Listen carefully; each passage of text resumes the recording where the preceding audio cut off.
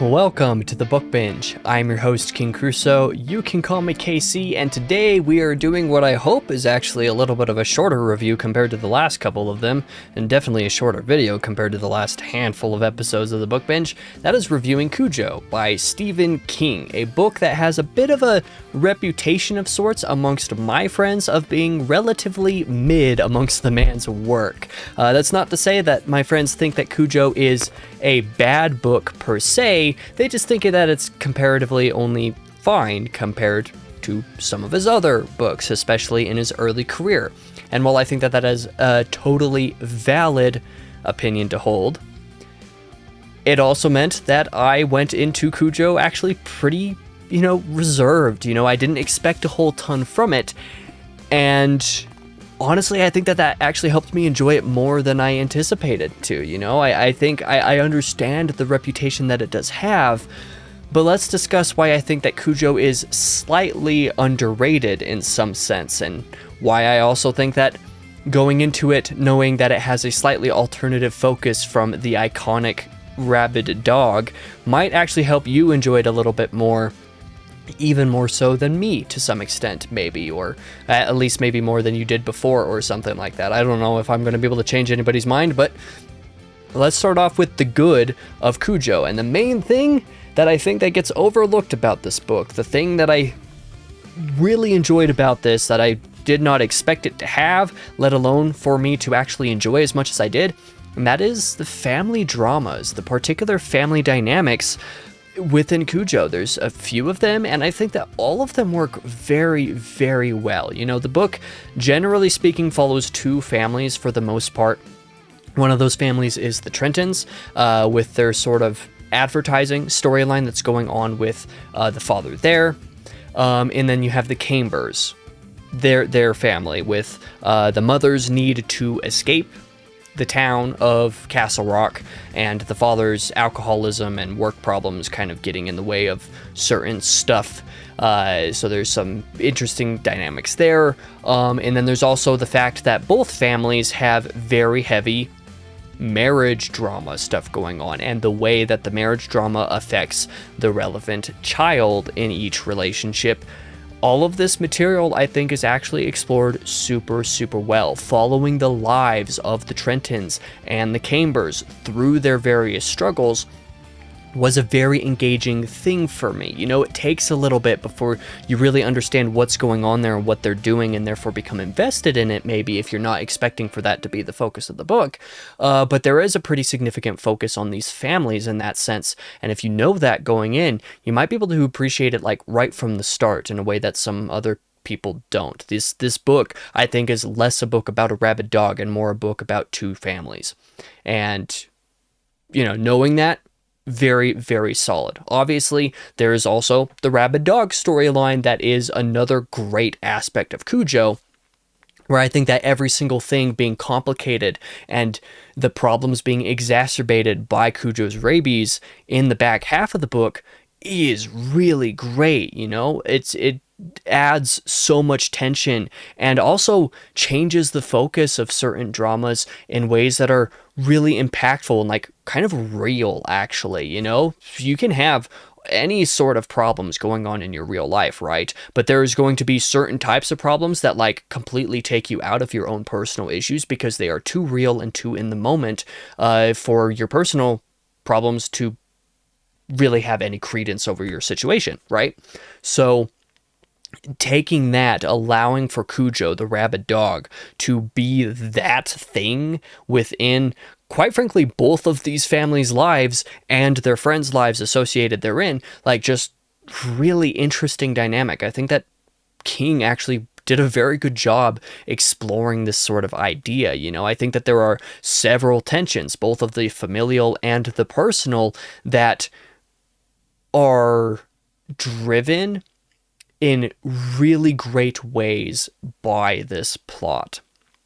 Even things like the advertising storyline are handled really well on account of this, because of the way that the parents have to split for a short time after discovering some other familial family drama that they have to like figure out and take care of. But then the rabid dog just kind of gets in the way and causes some stress because people aren't sure what's actually going on. Like there's really, really cool stuff. Like the way that both of these focuses, the rabid dog side of things and the family drama side of things, that interact, especially in the back half of this book, really, really solid. I think it's all super great. And speaking of like those two different aspects of the story, I do think that actually the pacing and the back and forth of these storylines throughout the book was pretty solid as a whole. I did tend to really enjoy that. And furthermore, I think that character interactions of this book are really great, both between the families as they interact with each other, these families with their own friends, parents with their kids, spouses with each other, professional relationships, all sorts of different things going on, like alcoholics versus non-alcoholics interacting with each other, emotionally unstable people versus less emotionally unstable people, or maybe even emotionally unavailable people, right? People in sheer panic versus other people who are trying to be a little bit more rock solid or who need to be. Even the way that some of these different dynamics go about within an individual person's head, like the sheriffs, for example. Like, I can't think of a single dialogue interaction or even an internal personal interaction that did not come across as natural. Everything was super great. And a lot of the reason why that is great is because of how real and natural a lot of this book comes across in some ways. I think that King pulls absolutely no punches as a rule in Cujo, and I actually really highly respected that because, well, nothing in here is watered down. Sometimes this is for the worse, but the fact that nothing is watered down means that you just get the raw quality of just all of these events happening, and it is super great, right? And also, as one little final point that I do think makes Cujo a little bit more memorable, in my opinion, at least as far as my experience went, is the way that Cujo incorporates the Castle Rock mythos. You know, you hear a little bit about certain things that King does throughout his career, that is his multiverse, so to speak, that things that connect with one another, things like whatever stories have connections to the Dark Tower, you know, things like The Shine that appears in different books, like obviously Charlie, is that his name, in The Shining, and, or no, Charlie's the name of the girl in Firestarter. Is Charlie also the name of the little kid in The Shining? I forget off the top of my head, but in either case, you know, kids that have the shine, so to speak, like things that are brought up between different books of King's world, but that don't necessarily follow along with one another. That is one thing that King has a reputation for. But he also has a reputation for a couple of like mini series of sorts within his multiverse. And one of those things is the Castle Rock books that are individual in terms of their own plot, but that take place in the same town and so are going to reference some things within that town. Castle Rock is where Cujo takes place and is also where part of the Dead Zone takes place. And I had forgotten that the Dead Zone took place there, and so I was jump scared a little bit by some of the connections to be found there. But it does also do a really good job setting the tone in the beginning of the book. Actually, that is actually going to take us into the bad of Cujo. I do think that there are a couple points to talk about here. The first one of those points is going to be that I want you to read the Dead Zone before you read Cujo. Like, please do that, because I think that the Dead Zone is legitimately underhyped as far as King's early career goes. It is a really great book for all intents and purposes, and there's a not insignificant part of that book that is spoiled by Cujo on account of it taking place in the same town and afterwards. So please read the Dead Zone before you read Cujo. If you read this before Dead Zone, it's not going to ruin that book for you, but I just think that you should read Dead Zone first. So that's what I think there. But as far as points more specific to Cujo itself, despite really enjoying the start of the book and the way that certain things about Castle Rock and the tone of that being set forth, there was a degree to which I recall reading the book and feeling like there was a distinct Stephen King magic to the beginning of the book that was missing. You know, the kind of magic that I feel like I've had reading everything that I've read by Stephen King up to this point, especially at the start, even with a book that I also thought was relatively mid as far as King's career goes, and that's Firestarter. I enjoy Firestarter a lot. I don't think it's as bad as some people say it is. But the first half of Firestarter is incredible. The first half of Cujo takes a little bit for you to really like actually figure out what it's doing, and there are going to be readers that just don't really care in general. I think it took around 100 pages before it started to feel right, so to speak, in my opinion. Not that those 100 pages are bad, but it just felt distinctly off from the normal Stephen King beginning. In a way that we're like, I just wasn't as invested from the get-go, the way that I feel like I've been with every one of his other books, if that makes any sense to me. Like, I like Firestarter less than Cujo, for example, as a whole, but the first half of Firestarter is very Stephen King, whereas the first half of Cujo, it takes a little bit before you, like, kind of figure out what about it like actually feels like him, you know, if that makes any sense at all.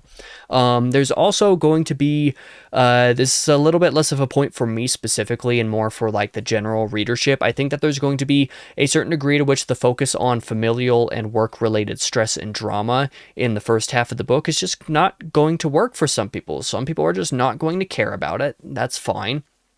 There's also some weirdness to it. You know, the serial commercial advertising stuff, just as a rule, is not going to be for everybody, even though I think it was pretty great. And I unironically think that it was pretty interesting, actually. And I also just really like the way that that plot was able to be utilized within the back half of the book, but there are going to be people who just really genuinely do not care at all, and that's understandable, actually. There's also going to be a degree to which some people aren't going to be into how real some of the relationship tensions and stuff take place in this book. It's definitely a praise that I have for it, that the character interactions and the relationships and stuff all feel very real, but there's a degree to which those interactions and the way that some of those interactions affect kids in some sense is not going to work for some people. Like, they're just not going to want to experience that in a book. Like, although I was technically a big fan of it, it won't suit everybody's tastes as far as escapism and stuff goes, and that is basically, you know, the counterpoint to what I said earlier. King pulls absolutely no punches here, and in that sense, it's not going to work for everybody if they want something a little bit more escapist, and Cujo's not super escapist, in my opinion.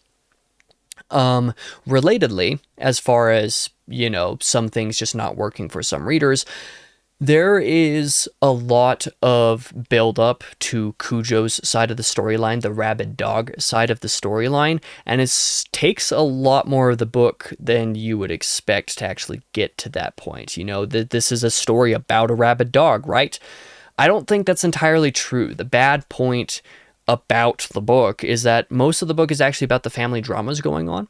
I think it's super overlooked, and I think that's why people go in or end up coming out of this book not having experienced the thing that they thought it would be as a whole, or something along those lines. Because even though Cujo, the rabid dog, is the thing that the book is about, sort of, I don't think it really is, actually. It's not until the last 150 pages that it's actually like a major part of the book. And I think that a lot of the tension and dramatic irony of, you know, the build up of Cujo coming to be what he is, and the way that that ultimately impacts the story, the way that you can see things going bad before they actually happen, and, you know, all this kind of stuff, I think it overall works, but just, I think it is a good idea to have your expectations set that the rabid dog thing is not the main thing of the book. Even when it is like a major part of it, it is still a lot of the family dynamic that is actually the focus, and Cujo just happens to be ruining or getting in the way of a lot of stuff, if that makes sense. So if you go into the book knowing that, you're more likely to enjoy it, I think. But yeah, there's not as much Cujo rabid dog things as I think most people probably want there to be, so that is something that I should call out as technically bad, even if I ultimately didn't have a problem with it after I was finished with the book. As for the ugly, however, this is going to revert back to a point that I kind of not skipped over, but I didn't go as deep into as I could have in the last section with the bad, and that is because I don't actually think it's a bad thing. I think it's just going to be a reader-specific thing.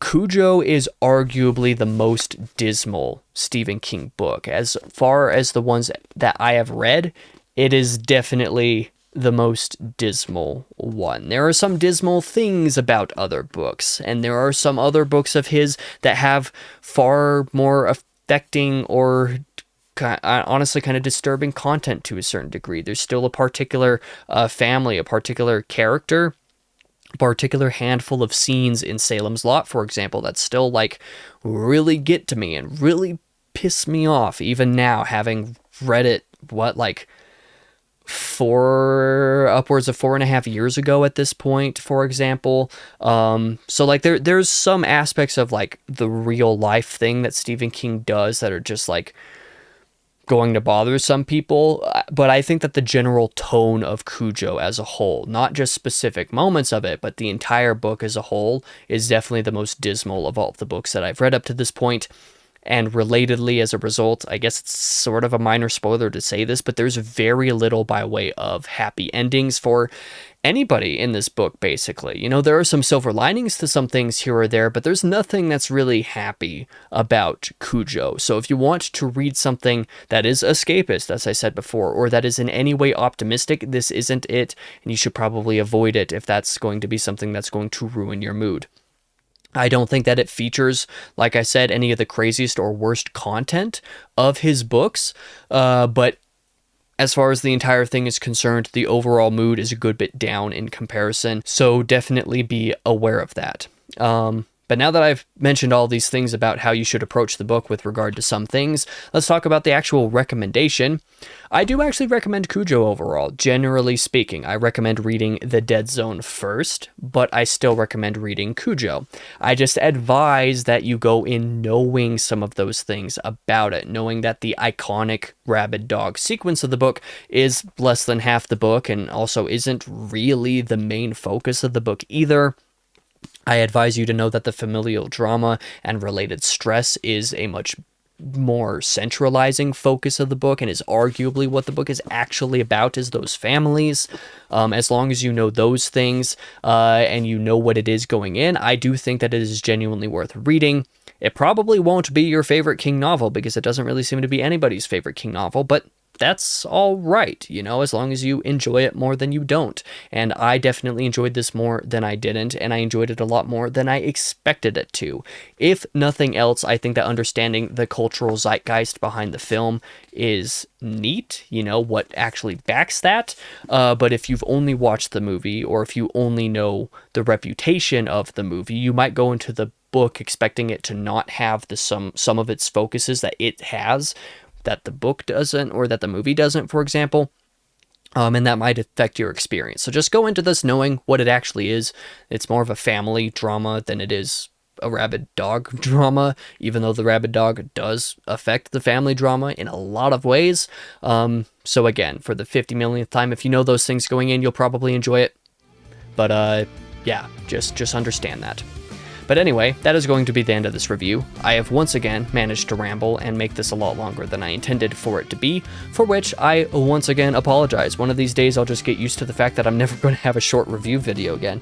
But yeah, I appreciate you watching this video if you did, and if you did enjoy it, or if you didn't, in either case, doesn't really matter to me, be wary or warned or excited for the fact that in 2 days, on Tuesday, will be another Stephen King tier list video.